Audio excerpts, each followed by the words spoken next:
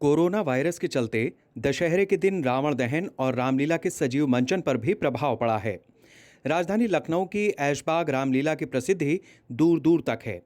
प्रधानमंत्री नरेंद्र मोदी भी इस रामलीला में शामिल हो चुके हैं। ऐशबाग रामलीला ग्राउंड में रामलीला की शुरुआत स्वयं गोस्वामी तुलसीदास ने 500 साल पहले की थी।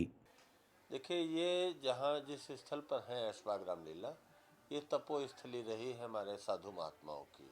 ये अखाड़ों से जुड़ी रही है। तो अखाड़ा तो करीब हजारों वर्ष पहले का है। तो उसी में एक बार गोस्वामी तुलसीदास जी, चतुर्मासा जब होता है तो 4 महीने साधु महात्मा कहीं नहीं जाते बरसात के दिनों में। तो उसी में गोस्वामी तुलसीदास जी आए थे और उन्होंने राम कथा कही थी व्यासपीठ पर बैठ के। तब महात्माओं ने उनसे आग्रह किया कि बिना पढ़े लिखे लोगों को ये चीज़ें भाव नहीं समझ पाएंगे इसके, तो इसका मंचन किया जाए। तो जब उन्होंने ऐसा विचार रखा तो सब साधु महात्माओं ने इस रामलीला को आरंभ किया था 16वीं शताब्दी से पहले। उसके बाद चलती रही और महात्मा लोग आते थे, चतुर्मासा करते थे इस स्थल पर, रामलीला खेलते थे, तब यहाँ से विदा होते थे। 1857 में जब अंग्रेज़ों का ये जो स्वतंत्रता संग्राम हुआ अंग्रेज़ों के खिलाफ, तो उसमें फिर साधु महात्माओं का आने जाने पर बहुत प्रतिबंध हो गया, बहुत प्रताड़ित किए जाने लगे। तब लखनऊ के समाज सेवियों ने इस संस्था को संभाला। आज वही समिति तब से आज तक चली आ रही है। इसके पहले महात्मा ही लोग खेलते थे। गोस्वामी तुलसीदास जी ने रामलीला का पहला मंचन इस स्थान पर किया। तब से रामलीलाओं की परंपरा चली और देश की आज़ादी में इन रामलीलाओं का बहुत महत्व है। क्रांतिकारी लोग आते थे, रामलीला का मंच लगा होता था तो उसके ऊपर अपनी बात देश के लिए कह के निकल जाते थे। इसमें भी कुछ न कुछ ऐसे प्रेरक देशभक्ति की चीज़ें दिखाई जाती थी रामलीला के साथ साथ।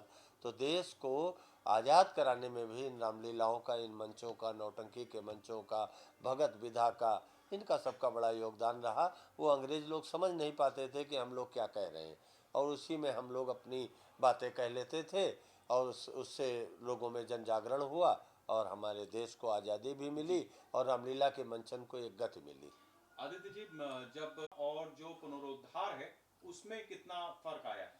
उनके देखिए, महाजनोयन गतः सुपंथा, वो महापुरुष हैं इस युग के।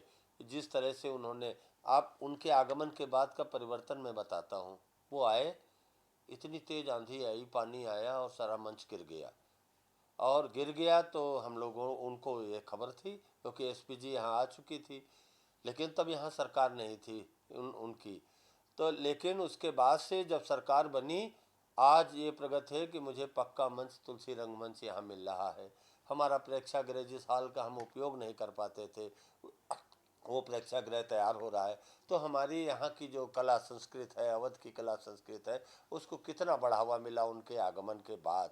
योगी जी ने यहाँ आकर के बहुत कुछ दिया और प्रधानमंत्री जी ने, अब सियासत तो मैं उनकी नहीं कहूँगा क्योंकि हमने आग्रह किया था, बहुत वर्षों से हम करते रहे, यहाँ बहुत सारे लोग आते रहे और गए, इसलिए उन्होंने संज्ञान लिया, योगी जी ने संज्ञान लिया और आज इस रामलीला को ही नहीं, पूरे प्रदेश की रामलीलाओं के मंच सुधारे गए, उनको कुछ न कुछ दिया गया, सारी चीज़ें, रामलीलाओं को बढ़ावा मिला।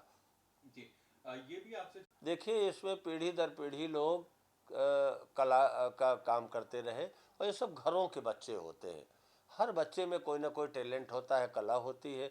जो रुचिकर बच्चे होते हैं वो आते हैं तो पहले साइड रोल करते हैं, फिर धीरे धीरे मेन रोल में आते हैं। यही ज़्यादातर बच्चे तो इसमें हमारे लखनऊ के ही होते हैं। लेकिन ये सर्विस में चले गए, कोई बीटेक कर रहा है, कोई एमटेक कर रहा है, कोई पढ़ाई कर रहा है, कोई वकालत कर रहा है। लेकिन रामलीला के समय सब बच्चे छुट्टी लेके आते। कुछ लोगों को हम साज सज्जा के लिए कलकत्ता से बुलाते हैं। नाट्य गुरु हमारे भास्कर जी कलकत्ता से हैं। और जो मुख सज्जा है, वस्त्र सज्जा है और इन सब के लिए कला में हमारा बंगाल बहुत धनी है। तो मैं वहाँ से भी टीम बुलाता हूँ। तो जो हमारे बच्चों की और इन कलाकारों की जो साज सज्जा होती है, ये सब उनके द्वारा होती है। तो हमारे कलाकारों में वास्तविकता आती है कि जैसे अभिनय में है उसी तरह का उनका मेकअप होता है। दर्शकों के सामने मंचन से पहले कलाकार घंटों अभ्यास करते हैं। हम भी ऐसे ही एक रिहर्सल के दौरान पहुंचे। शारदीय नवरात्र में जितना मां दुर्गा का इंतजार होता है, उतना ही रामलीला का भी इंतजार होता है। लखनऊ के ऐशबाग मैदान में रामलीला का मंचन होता है हर वर्ष परंपरागत रूप से। यहां पर गोस्वामी तुलसीदास ने रामलीला का मंचन शुरू कराया था, जो तब से अब तक सदियां बीत जाने के बाद भी अनवरत जारी है। इस समय कलाकार अपने अपने रोल का रिहर्सल कर रहे हैं। हर उम्र के कलाकार ऐशबाग की रामलीला में शामिल होते हैं और पूरी आस्था के साथ किरदार का मंचन करते हैं। मेरा नाम प्रिया है और जिस समय रामलीला चलती है उसमें मैं सीता का किरदार निभा रही हूँ। मैंने पिछले साल भी सीता का ही रोल किया है और इस बार भी मैं इसी किरदार को निभा रही हूँ। करीब 1 से 1.5 महीने पहले से प्रैक्टिस स्टार्ट हो जाती है यहाँ पे। ऑल टाइम देते हैं, जितना यहाँ पे समय रहता है उस अकॉर्डिंग कि क्या प्रैक्टिस है, किसका क्या किरदार है, उस अकॉर्डिंग सब लोग अपना अपना समय देते हैं यहाँ पे। जी मेरा नाम देवेश शुक्ला है। मैं लक्ष्मण के किरदार के लिए इस साल आया हूँ। इससे पहला ईयर है मेरा। पिछले साल भी मैं आया था, बट कुछ कारणवश मैं लीला नहीं कर पाया था। और इस समय 1-1.5 महीने से करीब तैयारी हो रही है। हमारे डायरेक्टर भास्कर दादा, आदित्य द्विवेदी जी, हमारे संयोजक यहाँ के, सबने बहुत सपोर्ट करा। बहुत हर चीज़ में सपोर्ट करते हैं, हर चीज़ में ध्यान देते हैं, हर चीज़ का। तो उन्हीं लोगों के कारण आज हम लोग इस मंचन में सफल हैं और अभ्यास आगे चलता ही जा रहा है। दशहरे के दिन ऐशबाग रामलीला ग्राउंड में रावण दहन का कार्यक्रम भी होता है। राजू फकीरा इस बार 80 फीट का रावण तैयार कर रहे हैं। सबसे पहले तो हम प्रदेश की और देश की जनता को बधाई देना चाहते हैं कि इस ऐतिहासिक ऐशबाग रामलीला से उनको बधाई देते हैं।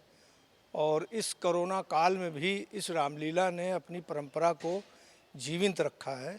पिछले साल तो बहुत ज़्यादा था, उसके बाद भी उन्होंने अपना मंचन किया, छोटे से स्टेज के ऊपर वही चीज़ रखी और उसको ऑनलाइन किया। दर्शक ना के बराबर रहे यहाँ पर, लेकिन यूट्यूब चैनलों ने और बाकी हमारे जो इलेक्ट्रॉनिक मीडिया उन्होंने उसको खूब दिखाया और लोग उसको पसंद कर रहे हैं।